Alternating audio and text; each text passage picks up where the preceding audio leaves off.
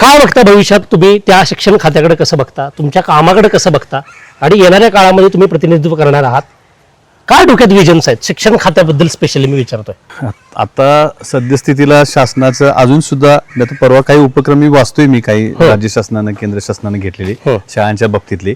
आता ते कितपत प्रभावीपणे त्याला तरतुदी होणार आहेत त्याच्यावर बऱ्याचशा गोष्टींचं अवलंबून आहे. अच्छा. म्हणजे शासनानं ज्या काही केंद्र शासनानं मध्यंतरी स्मार्ट स्कूल किंवा काही गोष्टी घोषणा केल्या होत्या परंतु ते प्रत्यक्षात अजून अंमलबजावणी झालेली दिसत नाही. NEP सारखा सुद्धा मुद्दा आहे एज्युकेशन पॉलिसी. तो सुद्धा आहे. तर अजून त्यासाठी बजेट म्हणा किंवा त्यासाठी प्रत्यक्षात कामकाजाला कुठं दिसत नाही. तर त्या भविष्यात कशा योजना राबवल्या जातील, शेवटी कोणी जरी निवडून गेलं तर शासनाकडून त्याला मिळणारं बजेट आणि त्यासाठी होणारी निधीची उपलब्धता हे फार महत्त्वाचं आहे. त्याच्यावरच बऱ्याच गोष्टी छोटी गोष्टी तिथे वाढणार आहेत. हो नक्की त्याच्यावर.